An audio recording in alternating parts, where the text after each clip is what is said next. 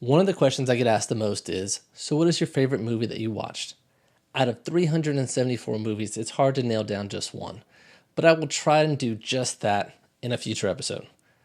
On my journey to get to that answer, though, I inevitably turn to the movies that surprised me and the movies that just flat out disappointed me. In this episode, we're going to dive into my biggest surprises and some of my surprising disappointments. Can't wait to see the comments on this one. Let's roll the intro.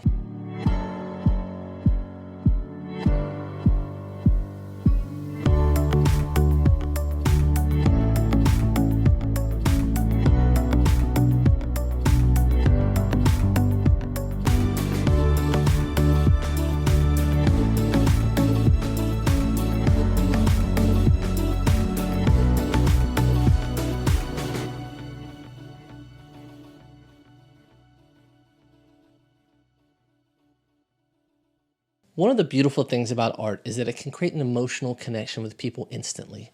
Amazing paintings can capture you through the use of its composition, colors, or subject matter. A song can instantly connect you to a moment in time in your life. Movies have a way of combining all of these things to create an emotional connection that will last a lifetime. Sometimes it's easy to pinpoint, sometimes it's not. But somewhere in our youth, I think almost everyone makes an emotional connection with movies, like I did as a kid living in Spain. That emotional connection is what allows us to get so elated by a movie that comes out of nowhere and surprises us, or be so disgusted by a movie that we had such high hopes for and just ends up disappointing us. Each episode, I will be inviting someone to help me with a deep dive discussion on a few of the movies on my list. Someone that can help provide additional context and differing opinions and points of view. This episode, my guest is Davren Noble. So today I am here with Davren Noble. I met him through Facebook, and a good friend of mine. He runs a Facebook movie discussion group called AEP Presents First Thoughts, and he is going to help me talk about my surprises and disappointments as part of my 365 challenge. So Davren, how are you doing today? I'm doing good, man. I'm doing as good as I can in these moments in time that we're living in right now.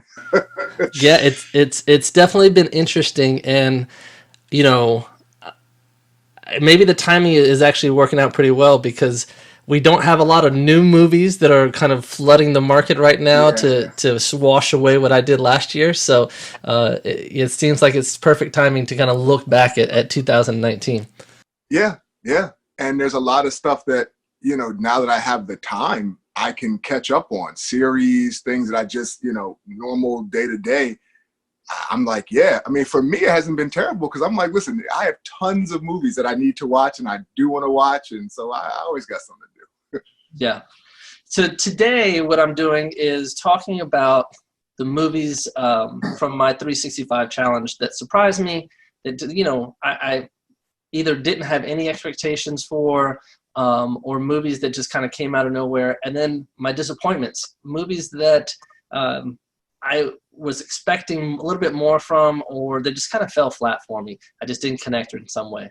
So those may not be the same reactions that you had, but I appreciate you being on the show and helping me discuss my surprises and disappointments in depth. Oh yeah, man. Anytime. I love talking movies, dude. I'm a movie fanatic.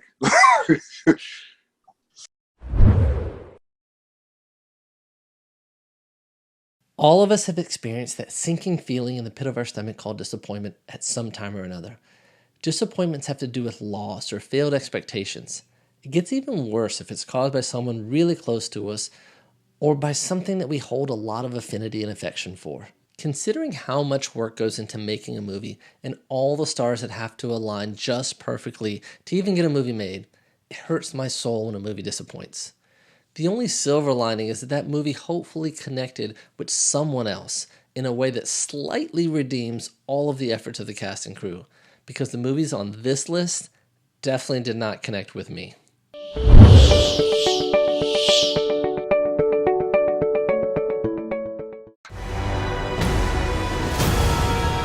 For my whole life,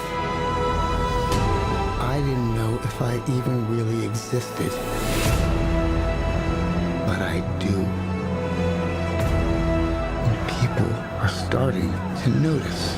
The first movie we want to jump into is Joker. Okay. 2019 film, directed by Todd Phillips, starring Joaquin Phoenix. For me, this was one of my disappointments. Okay. How did you react after watching Joker? I loved it. I loved it. Like, it was, when those credits rolled, I was sitting there in silence. And the first thing I said to my friend, I said, I need to see the person who's going to beat him for the best picture nomination. It's the first thing I said. He's phenomenal to me. When the credits rolled for me, I turned to my son, who I go see a lot of these movies with, and I looked at him. I said, there's no there. Like, it just felt like something was missing. For me, my trade, my 9-to-5 job, I'm a social worker. So Joker for me was like seeing a client at work and like talking to someone in that type of capacity and seeing how that person is kind of inched further and further and further to become like this, the Joker. Yeah. And I think that process and how they did it, and how, like, he didn't start off crazy, but he was a little off to begin with, probably on the spectrum, probably something, things like that. And then it's just like every little push until like the end where he, like, that scene on the car, like, this part.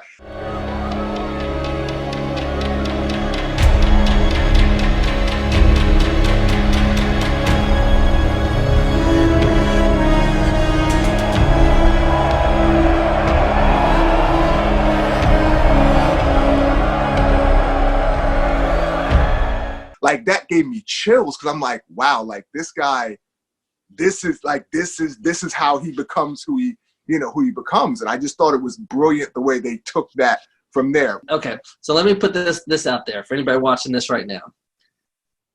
For the rest of this conversation on Joker, there will be spoilers. If you haven't seen it, the movie came out a while ago. Okay, good. I was waiting for that. I was trying not to spoil. I was like, okay, what could I say? So I got basically three things that I want to touch on.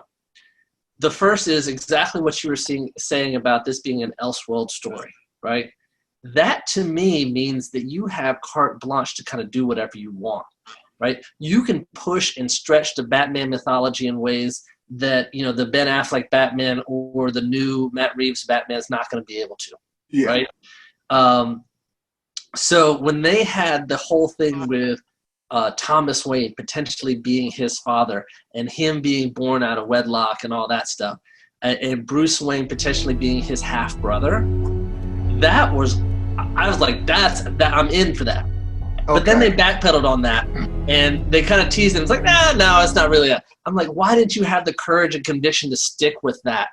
See, for me, that was one of the things I was like, I don't know about that, because you can't help but project, like, down the line. Like, when this movie is over, I'm like, okay, what would this Joker look like, and what reality would he exist? I like the idea that they kind of left it open-ended, but they didn't. That's my next one that that kind of fed into my disappointment for this film was I definitely understand where they were going with the mental illness and stuff, but they hammered it home way too much. One of the things that I said was, I feel like I can edit maybe about 15 minutes, 20 minutes out of this movie, tighten it up and make it a lot stronger, right? I mean, I think at the 26-minute mark, somewhere in there, he's writing in his journal, and he literally writes the words mental illness. You hit me a little too hard with this. I got it. And it just felt like it was going on and on. And, when he took the stuff out of the refrigerator and got in the fridge, it was a good visual, but at that point I was like, oh, okay. That was a little extra. Like, that scene, it kind of went nowhere. The way normal movies go is, like, you get a tense moment and then you kind of cut to, like, a different, like, moment or a different feeling, and I feel like what they did with this movie is they kind of left you in the uncomfortable moments. Yeah. And they stayed there. And for me, I kind of felt like it's almost like, as a movie, when we get in those tense moments, we can cut to the next scene and then it's something else. But I feel like, for me, what Todd Phillips was saying is, this is his life.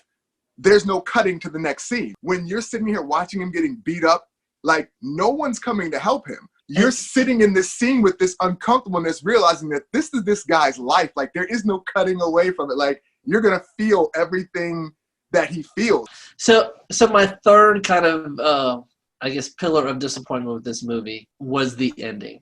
There was no need to make it ambiguous. Kind of what you touched on earlier, when he was on the car, the riot was happening. I kind of love the fact that he not only descended into this madness to become the Joker, but he became the icon that is the Joker kind of accidentally too. Like he started a movement without intending to. It was just a moment in time where he became this accidental figurehead. And like you were also saying, you can't watch any of that stuff that takes place before Batman comes out and not project out. So that ending where the riot happens, he gets on the car, that whole thing, and then they even tie it into Martha and Thomas and Bruce coming out of the theater. It's like, oh, that's the moment. You know, it feeds into that whole thing of, and we've seen it in different iterations of Batman where if you go back to the Jack Nicholson, Michael Keaton, where he says, "You made me." Yeah. And he says, "I made you, you made me." And that's one of the best things about the Batman-Joker relationship is they are forever tied together. But then after that beautiful ending, they go and cut to the hospital and they add in this layer of ambiguity. Like, did he just imagine all that? The open-endedness for me was DC. I feel like that was DC kind of saying, this is elsewhere. But like I told my brother when this movie came out, it was making so much money. I said, they're going to find a way to try to pull him into a movie somewhere. But I agree, like that ending, it was very ambiguous. And you're kind of like, it to me, like the movie ends on the car. Like exactly. When he does that, like that's where it ends and he's sitting there and it pans out. Like they could have ended it there and said Joker. Like it would have been perfect. Yeah, that would have been good. Yeah.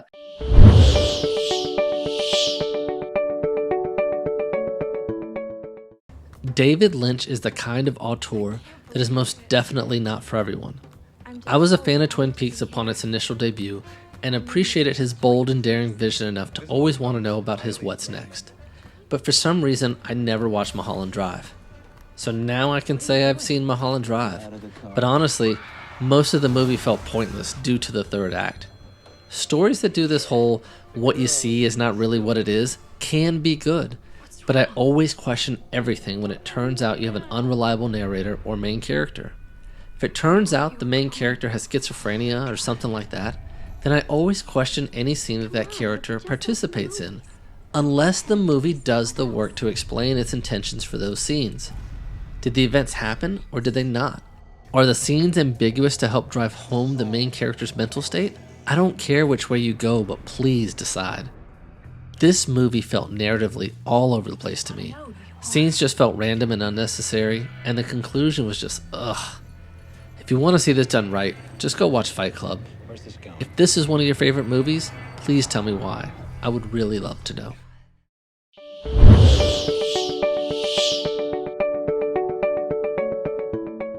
So now let's talk Star Wars: The Rise of Skywalker, the 2019 entry into the Star Wars franchise, directed by J.J. Abrams, starring Daisy Ridley, John Boyega, Oscar Isaac. So this movie clearly falls on my disappointment list. Out of all the movies I watched for my challenge, I think this is probably my biggest disappointment, more so than The Joker or anything else. Davren, what did you think? I thought it was entertaining, but I feel like they course corrected a good portion of what Rian Johnson did in part 2, which I felt needed to be course corrected because I felt like it took way too many liberties. But in doing that, they were way too safe with the last movie. And even the chances they took, I felt like I would have ended that movie, like that's a movie I would have re-edited. I wouldn't have ended that movie the way that they did. I just thought there was a lot of missed opportunities, but it was enough there for me to say I was satisfied. But I wasn't happy. I was satisfied, if that makes sense. So when I saw the teaser trailer, You know, well, first of all, when I saw the title, I knew we were going backwards because it was the rise of Skywalker instead of the end. But then at the end of that teaser trailer, you heard the Emperor's voice. I was just done. What's ever really gone?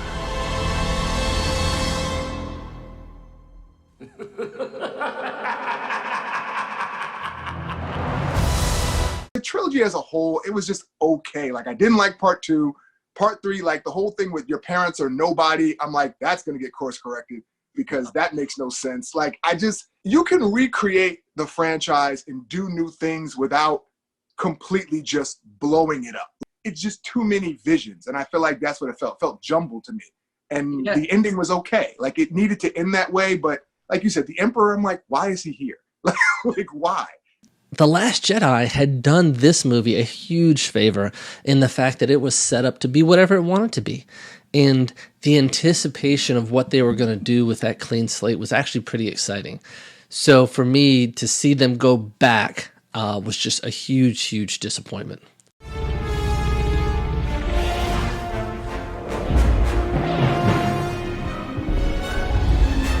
One of the other things that just was really disappointing about Rise of Skywalker for me was the story arc for Kylo Ren. He was on this path where he was mirroring Darth Vader, right? He was the Darth Vader character for this. Darth Vader originally was probably one of the most terrifying villains in film. Kylo was on that same path, but Darth Vader had the redemption arc.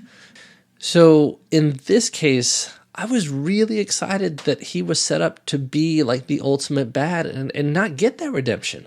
He could be the Darth Vader that Darth Vader was not allowed to be, at least on film. I guess my main issue with this whole series has been Kylo Ren. Like, I feel like he's been such a wasted character that it just drives me crazy. And even his redemption or so in the 3rd episode, it fell flat for me. There's so many opportunities. The whole Knights of Ren, like, they were so cool looking and they did nothing. It was almost like watching the White Walker army in freaking Game of Thrones. Like, they did nothing.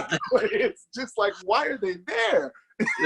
So the last point that I want to bring up as far as my disappointment with this film is around fan service.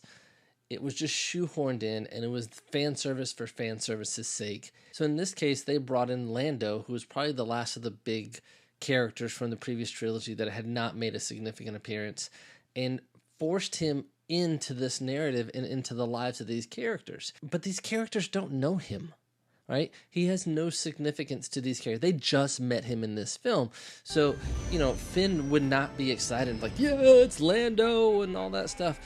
Instead, that should have been Kelly Marie Tran's Rose Tico, right? Rose was just totally sidelined in this movie and was the poster child for redoing everything or undoing everything that Rian Johnson did.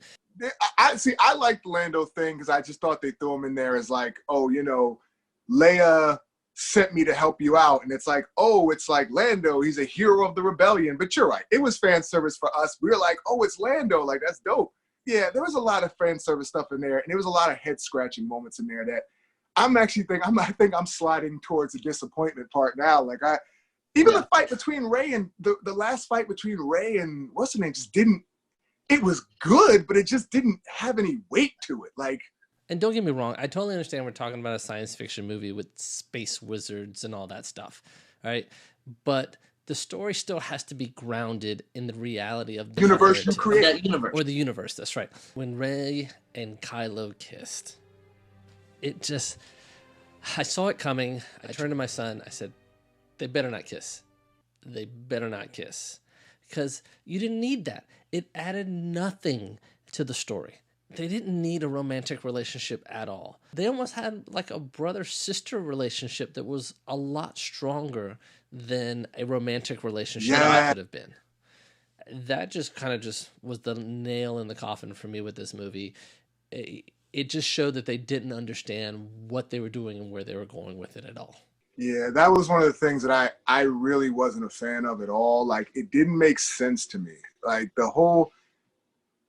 Yeah, like the brother-sister thing, it's strong, it's there, like they're fighting, they can see through each other's like force, whatever, but when it's all said and done, like, yeah, why kiss? Like that just, like I was like, why? Like, it just didn't make sense. I was like, oh gosh. They had such an opportunity to do something new and fresh, and they chose not to. And, it just didn't make sense, the directions that they took with this movie at all. And this movie just clearly landed at the top of my disappointments list. I agree with that one. You swayed me to the disappointment because it just needed to end.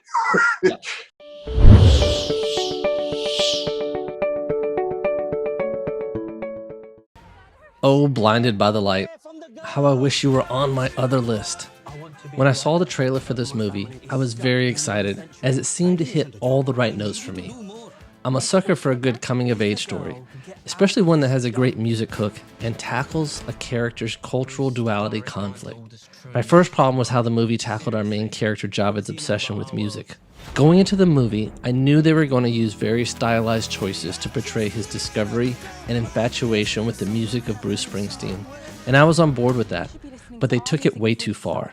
It felt as if the filmmakers wanted to straddle the line between being a theater musical and a movie filled with music. The stylized scenes where he is by himself are okay, because we get to visually see what he feels as he discovers Bruce Springsteen. But when they are running through the school like a scene out of Glee, it just didn't fit in with the rest of the movie and just pushed the music angle way too hard.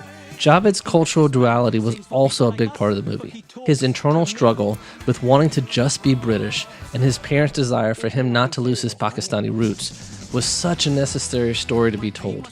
So I was happy to see the movie made this such a focal point. Unfortunately, the filmmaker's portrayal of his Bruce Springsteen obsession ruined this aspect of the movie for me too. The movie sets up the perfect opportunity for Javed to reconcile his cultural identities when his sister Shazia takes him to a day party filled with Pakistani and Indian teens. I knew this was the moment that Javed would finally learn to embrace his culture and heritage, but even that moment was infiltrated by Bruce Springsteen. That moment is such a crucial scene that it caused me to check out, and I was done with the movie at that point. Luckily, this movie has a 91% positive score on Rotten Tomatoes, because I do feel that even though I did not fully connect with the movie, it is telling an important story. There are some great scenes that portray what a lot of kids of immigrant parents go through, and it's a story that not a lot of people truly understand.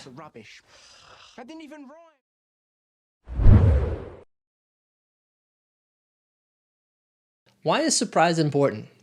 It turns out that surprise works on the dopamine system in our brains, helping us to focus our attention and inspiring us to look at our situation in new ways. In the book, Surprise, Embrace the Unpredictable and Engineer the Unexpected, authors Tania Luna and Leanne Renninger, PhD, outline 4 stages of the surprise response. The first stage is freeze, when we are stopped in our tracks because of the unexpected. The second stage is find, when we get hooked into trying to understand what's going on and how this happened. The third is shift, when we begin to shift our perspectives based on conflicting findings. The fourth is share, when we feel the pull to share our surprises with others. This is exactly what happens when you are surprised by a really good movie. You go through all 4 of these stages. The following list is my way of working through the 4 stages with the movies that I watched in 2019.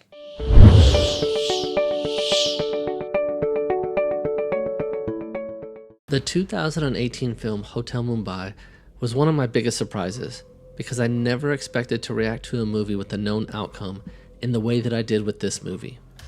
As the movie unfolded, I started to vaguely remember the actual real-life events that occurred back in November of 2008. I was 32 at the time, so I was definitely more aware of current and global events than I had been during my 20s. The more I watched, I actually felt a little guilty that I did not know the magnitude of what took place across those days in November. Director-writer Anthony Moras and co-writer John Coley grabbed me emotionally by focusing on the amazing acts of compassion and bravery performed by the hotel staff in their pursuit to keep their guests safe. The film uses a common technique of creating characters that are amalgamations of real-life people, such as Dev Patel's character of Arjun, but it does not detract or lessen the impact of the story, as the events themselves are fairly accurate. By the end of this movie, I was on the edge of my seat and in tears. I think that last part was mainly because it caught me on the right day, but to be honest, I'm a crier, so there is that. Do yourself a favor and go watch this movie. It's currently available on Hulu.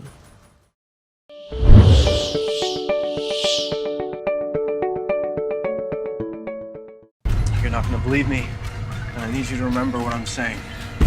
This thing, it's gonna follow you. Somebody gave it to me, and I passed it to you. Wherever you are, it's somewhere walking straight for you. All you can do is pass it along to someone else. One of the films that is easily at the top of my surprises list is the 2014 film It Follows, written and directed by David Robert Mitchell. This is a movie that was on my radar. I knew about it for a long time. I just never got around to seeing it for whatever reason. Something that always kind of bubbled up, but thanks to the challenge, finally made it to the top of that list, and I made sure that I watched it.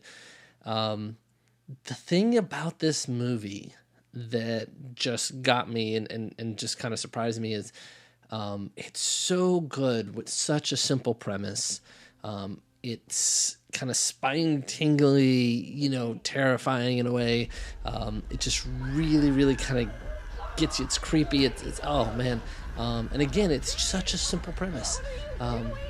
Davren, what did you think about It Follows? I really enjoyed it. I enjoyed it more when I did some I had to do some research on it, because it was one of those movies that I heard about, like you said. And people have said it was a good movie, and it was like, oh, I never actually got a chance to watch it. And then just one night I said, I'm sitting down and watch this movie. And I watched it. My first reaction was, I said, okay, this movie was good.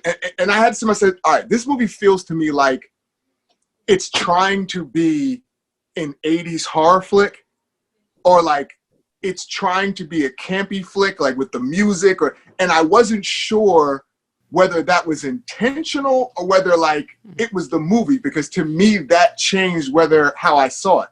When I found out, and I did the research, and I found out the directors, they intentionally were trying to go for that 80s kind of a horror, then I was like, okay, like an homage to those old horror movies. It made it that much better for me. I liked it. It was creepy, because it didn't really explain.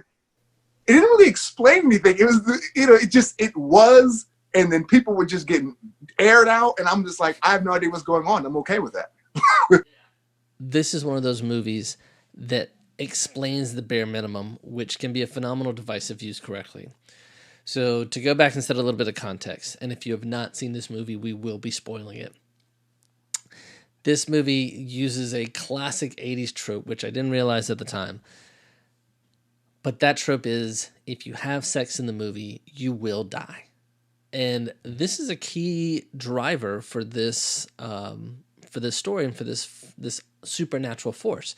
This supernatural force is invisible to everyone else except for the person that's being followed. It will look like somebody you know. It will look like somebody else just kind of in the environment, but you are the only one that can see it, which ratchets up, the level of crazy that you appear to give off.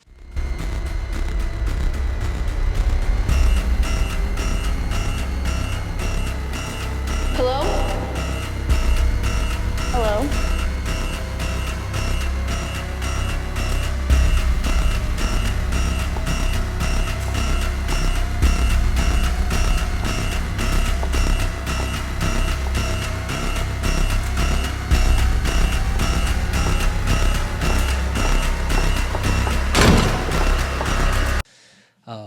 But it's so chilling and so terrifying. It does, again, going back to the 80s, it does this Jason Voorhees Friday the 13th slow walk as it continuously and relentlessly comes after you. And it is just so creepy if you start to kind of picture yourself and think about yourself in that situation. Yeah.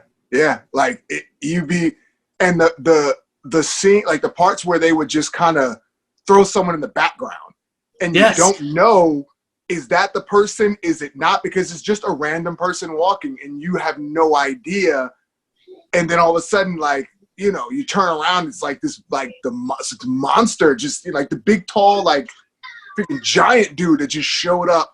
Like that's the part that it just got me. I'm like, man, there's nothing this girl can do except really run, because it's just, and you never know. And it was, it was funny, but it got me because I'm like, yo, this is tense. Like, because I was waiting for an answer. And then when I didn't, I'm like, I didn't need an answer. It's good enough. I did have one issue. And I felt with the movie that after a while, I kind of felt like it stopped following its own rules a bit.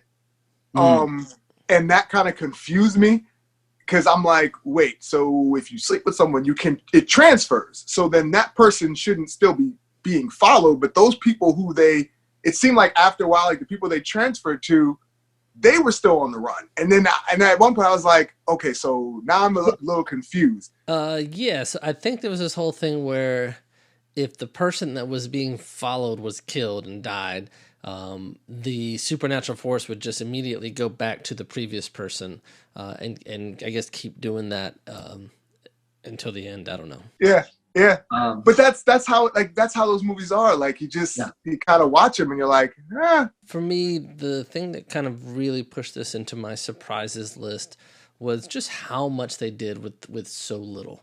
Right? If you were an aspiring filmmaker, this is the kind of film that you can look at and say, you know what? I could make that and still make something that's really, really good quality product. I mean, it had very few locations, 4 or 5 actors, super simple premise, right? They didn't have to do a whole bunch of CGI. You had this creepiness factor in how they used the camera and the shots, and somebody would just appear in the background and you're sitting there wondering, is this the supernatural force or is that a real person, right? You'd have these simple clues from the other characters that would tell you that. The scene where they go to the beach and they establish that the supernatural force can actually interact with the other people, even though they couldn't see them. There's some tricks there, but it's still very simple, minimalist filmmaking. I mean, the movie's pretty short. It's about an hour and 40 minutes runtime. So, to be considered a movie, that's your 90 minutes, right? So this is 10 minutes above that. But it just kind of gets in, tells its story, gets out. Very minimal rule building, even though it does set just enough of the rules. But it's this perfect little bite-sized chunk of entertainment.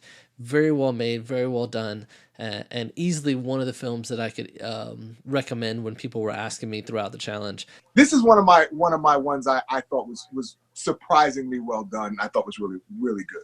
Like really good too. So I agree. That was a surprise for me too.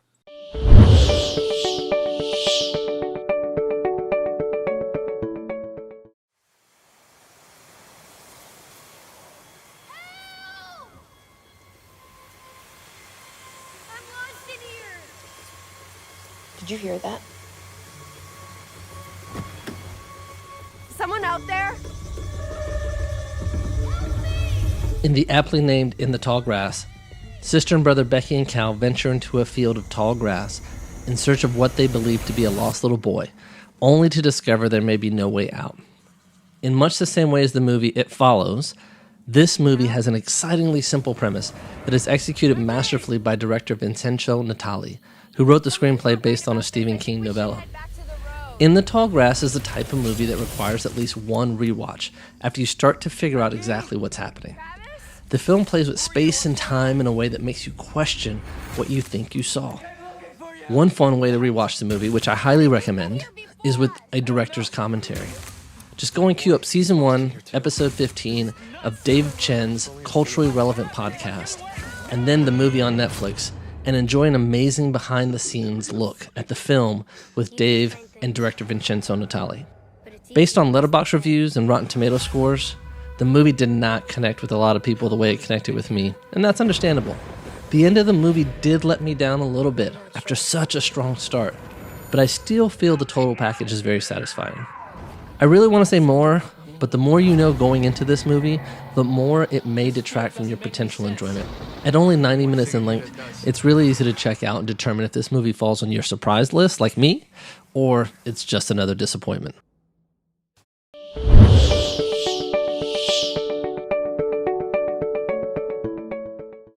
That brings us to the next movie on the list, the next surprise, which is See You Yesterday, 2019 film, directed by Stefan Bristol, written by Stefan Bristol and Frederica Bailey.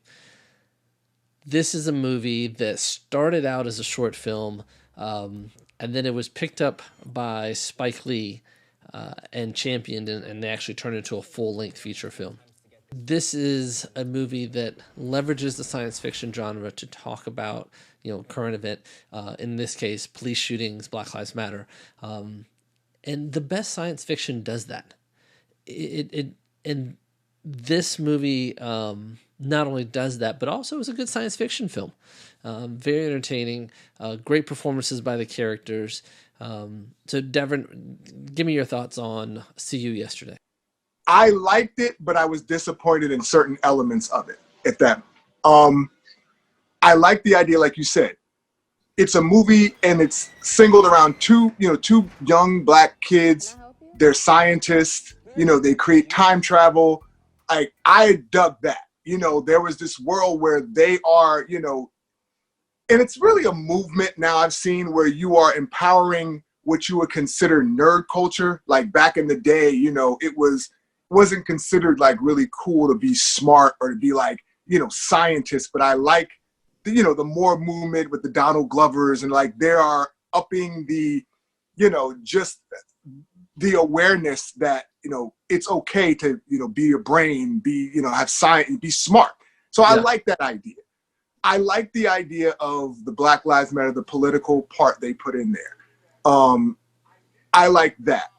For me, I felt the movie, it wanted to be about the politics, but I felt like the movie that they should have been telling, in addition to the politics, is the main character coming to grips with her part in what's going on. I mean, you know what I'm saying? Like, she is the catalyst for pretty much a good portion of what happens in that movie, and she never realizes it. Like, they never let her realize it. Like, they start talking about it in the beginning about her attitude and, like just her personality, but it kind of goes away from it to focus more on like the political part, which I didn't have a problem with it, but I felt like it wasn't the fact that, you just couldn't save him going back. It's the fact that every time they went back, she did something different. Like, she had to do something different because in her mind, like, she had to control this situation, and she kept messing things up every time she went back. But they never really addressed that. It was more, I have to save him, and more about the cop, the cop part and him getting shot and all that stuff. And I like that. I just felt like, man, like if they had just addressed that also, I think the movie would have been that much better for me. But it was enjoyable.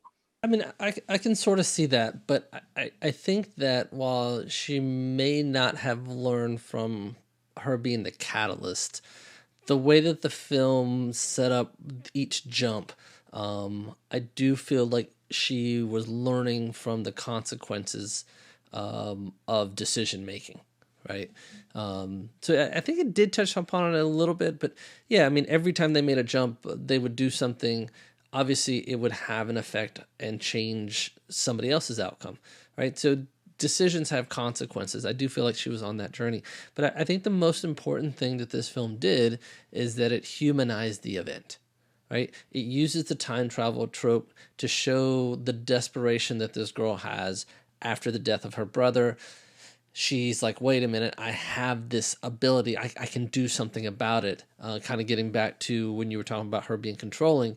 But it humanized it in a way that anybody from any walk of life could understand this plight, right? Of losing that loved one, especially in this way, right? For a lot of America, the Black Lives Movement did not connect, and people did not understand what it was about, right? You get into the all lives matter kind of, argument there, in the fact that when people say Black Lives Matter, it does not discount anybody else. It's just raising awareness on what's happening in that community in particular. Yeah, I agree. I mean, just the situation in general, like I've been in that situation. I've been, like for me personally, like I've been in a situation where, I was in a park with my, a friend of mine. We're just walking in the park and police pulled in and, they ask you your ID. You go to get your ID and they grab their gun. It's like, so I get it. Like that part to me, I don't know if I can ever watch that and not feel uncomfortable because I've lived that scene a few times in life. Like, so it's very real. And like you said, the idea, like, I have to save my brother. I have to do this, made it real, which also the part with the brother, I really liked. That part I really, really liked at the end. I don't want to spoil that, but that part was really good. And I thought that was very redeeming. But one of the things that I want to kind of, I guess, talk about is the characters and the fact that, they weren't caricatures of Black people, of other minorities, right? These were real people with real lives that were lived in, right? It's not thug number one or thug number two. These characters had backstories. They were layered. They were complicated. They lived in very culturally diverse areas of New York. It felt real. These characters felt real and felt like people that if I was a kid watching this, that I could relate to, which didn't always happen, right? A lot of the movies I watched growing up had all white cast. And especially, movies that I enjoyed when I was growing up were these kind of kid empowerment movies, like The Goonies. Still one of my favorite movies of all time. But a lot of those movies of that era did not have somebody that looked like me. I like the fact they didn't romanticize them also. Like, because a lot of times they tend to do that. Like I was telling, when I was watching it, I was telling my wife, I'm like, I like the idea that these kids are smart and they're friends. Like they're just best friends. Like they don't romanticize it. They don't make it that he just wants to be with her. And, it's like, no, they're platonic friends. That's it. And I like that. Like you need to see more of that because that exists, and, I like that. And the actors were good too. And like you said, the whole thing with the Haitian, like there were parts in there that I felt very connected to. Like when she said something back to the mother when she was doing the hair, and the mother and the friend both looked at her and she's like, I'm sorry. Like to me, like, I'm like, yeah, you don't talk back like that. Claudette, Josephine, you coming kind of close, ain't you? You missed dinner, but the pile of dishes are waiting on you. It's still your night.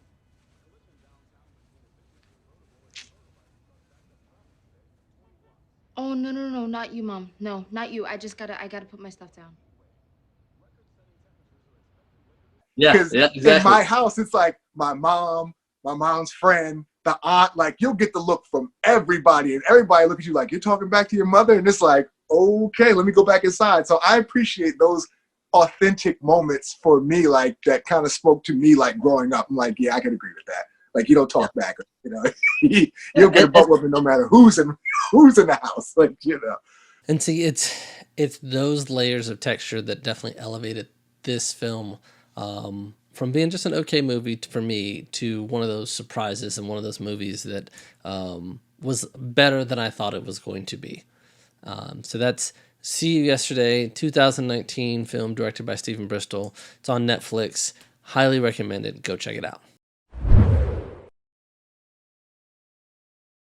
So yeah, I've made it pretty clear that I have an emotional connection with movies. We all do. That's why there are so many film blogs out there. God knows how many film podcasts and quote-unquote regular people like me that do stuff like this. Movies are the one art form that we all collectively engage in, and then we all collectively feel that we're qualified critics of. Over the course of 1 year and 374 movies, I most definitely had some surprises and disappointments. On my next episode, I'm going to talk about classics. What makes a movie a classic, which films are unarguable classics, and which films I finally got around to watching that would make most movie fans shake their heads in disappointment and surprise. Thank you to anyone that may be watching these videos. Until next time, try and watch a movie a day, or at least one today. Thank you.